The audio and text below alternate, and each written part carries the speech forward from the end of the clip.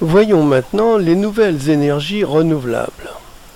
Commençons par les plus connues, les éoliennes. Les éoliennes sont des dispositifs qui permettent de convertir une partie de l'énergie cinétique du vent en électricité. Elles commencent à tourner pour des vents d'un peu plus de 10 km/h pour atteindre leur puissance de production nominale pour des vents d'une cinquantaine de km/h.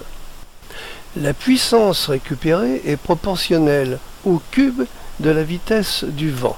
En d'autres termes, cela signifie que si l'on atteint la puissance nominale à 50 km/h de vent, pour un vent de vitesse moitié moindre, 25 km/h, l'énergie, elle, sera 8 fois inférieure, c'est-à-dire qu'elle ne sera que le huitième de l'énergie nominale. Compte tenu de l'intermittence du vent, si on installe par exemple 5 éoliennes de 1 MW, l'énergie recueillie correspondra à l'énergie que fournirait une seule éolienne tournant en permanence à son régime nominal. La puissance installée est donc 5 fois supérieure à la puissance moyenne récoltée. Cela s'appelle le facteur de charge. Il est donc de 20% alors qu'il est de 80 à 90% pour une centrale classique. Aujourd'hui, les trous de production de l'éolien sont essentiellement compensés par la production thermique. La présente courbe montre que même en interconnectant les productions éoliennes européennes, la production disponible descend à quelques pourcents seulement de la puissance installée à certains moments. Si l'éolien représentait une part importante de la production électrique, il serait indispensable d'effectuer un stockage de cette énergie pour en disposer au moment du besoin. Nous reparlerons de ce problème. Concernant les éoliennes terrestres, on leur reproche leur bruit, que vous entendez ici, et leur impact sur le paysage. Suivant le même principe, nous trouvons les hydroliennes qui, au lieu d'être entraînées par le vent, sont entraînées par les courants marins. L'onde de marée en Manche engendre des courants importants. Dans certains endroits comme le Fromveur ou le Rat-Blanchard, leur vitesse est favorable à l'implantation d'hydroliennes.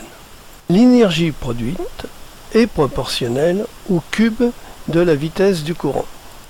Autrement dit, par un coefficient de 20, elles produisent environ 200 fois moins que par un coefficient de 120 et par un coefficient de 45, 8 fois moins que par un coefficient de 90. Autrement dit, elles ne produisent presque rien en mortaux.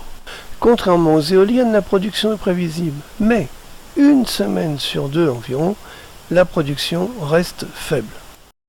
Donc avec les hydroliennes également, il faudrait pouvoir stocker l'énergie pour pouvoir en disposer au bon moment.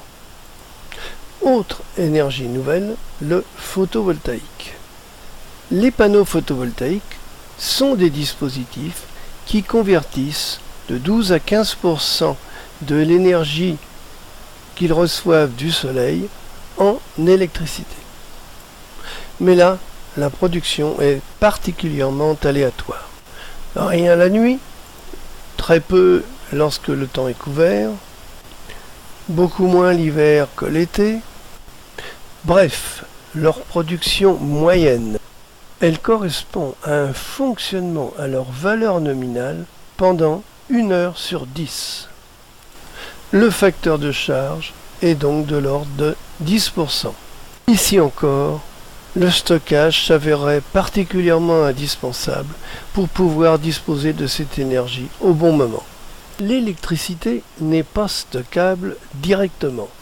Le procédé actuel consiste donc à pomper de l'eau vers un lac d'altitude aux heures creuses et à faire redescendre cette eau pour actionner les turbines qui vont faire de l'électricité lors des pointes de demande.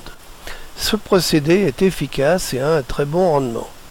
Mais ce procédé est limité en quantité car il est difficile aujourd'hui de créer de nouveaux lacs qui seraient nécessaires pour pouvoir étendre ses capacités. Le procédé qui semble pouvoir s'étendre à l'avenir est la conversion de l'électricité en hydrogène par électrolyse de l'eau. L'hydrogène pourra ensuite être utilisé comme carburant dans une centrale thermique pour refaire de l'électricité au moment du besoin, ou encore comme carburant automobile. Par combinaison au CO2, on peut aussi synthétiser du CH4, le composant du gaz naturel. Toutefois, cette conversion en hydrogène a un moins bon rendement que nos barrages de tout à l'heure et un coût plus élevé. Le cycle de vie de ces énergies est compris entre 20 et 30 ans. Ça signifie que tous les 20 ou 30 ans, il faut démonter, reconstruire, recycler le matériel. Pour cela, il sera dépensé de l'énergie et qu'il faudra à nouveau faire appel à des ressources, béton, fer, silicium, etc. EDF a calculé le prix de revient de l'électricité en fonction de la source d'énergie utilisée. La source d'énergie la moins chère, c'est celle qui était déjà la plus intéressante, ce sont les barrages. Ensuite, pour à peu près le double de prix, vient le nucléaire. Notez que si l'entretien de 10 années supplémentaires n'est pas compté, cela rajoute seulement environ 5%, ce qui ne change pas vraiment la donne. Ensuite, à 3 fois le prix de l'hydraulique, vient le thermique et l'éolien terrestre. Toutefois, pour l'éolien, nous avons vu que le stockage serait indispensable pour une bonne utilisation et cela conduirait à une augmentation notable de son coût. Ensuite vient l'éolien en mer et certainement l'hydrolien, pour 10 fois le prix de l'électricité fournie par les barrages. Enfin, le plus cher, le photovoltaïque, 10 à 15 fois le prix d'électricité produite par les barrages. Et à cela, il faudrait encore ajouter le prix du stockage. En bref, les inconvénients des nouvelles énergies, faible productivité par rapport à l'investissement, intermittence de production en dépit du foisonnement, nécessitant l'association avec des centrales thermiques ou des dispositifs de stockage de l'énergie et leurs coûts élevés font que malheureusement ces nouvelles énergies ne sont pas prêtes d'avoir la capacité de se substituer aux énergies classiques. Il est d'ailleurs intéressant de noter que les deux pays qui ont énormément développé ces nouvelles énergies, le Danemark et l'Allemagne, ont l'électricité la plus chère d'Europe, mais sont également assez mal placés du point de vue émission de CO2, utilisation de centrales thermiques oblige. Bon, côté énergie nouvelle, c'est pas ça, mais peut-être qu'au point de vue économie d'énergie, on va s'y retrouver. Et que nous allons ainsi revenir à une consommation beaucoup plus basse.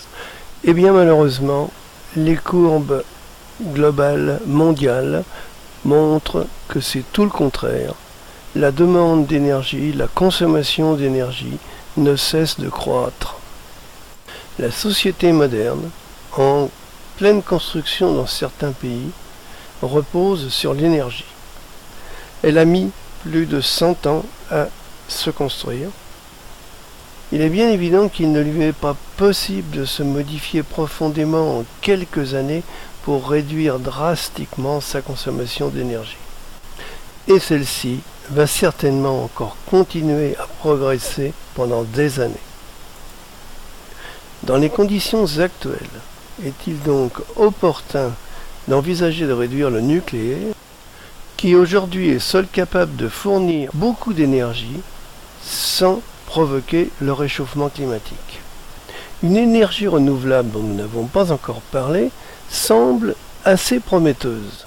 Il s'agit du solaire à concentration. Des batteries de miroir concentrent le soleil pour chauffer un liquide coloporteur. Ensuite, cela va fonctionner comme une centrale thermique classique.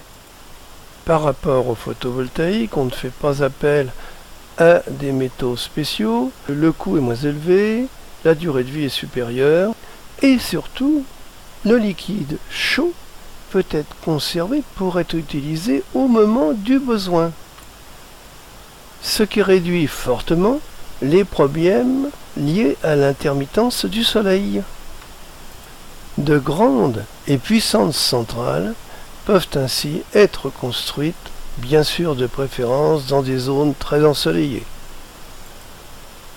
Enfin, il faut évoquer la fusion nucléaire qui est l'énergie du Soleil. Il s'agit de la fusion entre un noyau deutérium et un noyau de tritium. Cette réaction nucléaire a de gros avantages par rapport à la fission nucléaire que nous utilisons actuellement.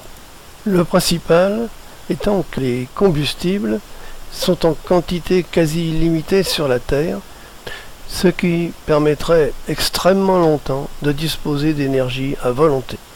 Seul petit bémol, on ne s'attend pas à voir déboucher une solution industrielle avant au moins une cinquantaine d'années. Toutes ces informations chiffrées montrent qu'il n'y a pas de solution simple au problème de l'énergie. Que les énergies nouvelles qu'on nous présente souvent comme la panacée ont sans doute un intérêt économique pour l'emploi, mais n'apportent pas la solution énergétique escomptée. Que l'énergie qui fait la plus peur n'est pas celle qui provoque ni provoquera le plus de victimes, et que techniquement et économiquement, les solutions aux problèmes de l'énergie ne sont pas encore là. Ce qui implique un gros risque lié au réchauffement climatique pour le futur.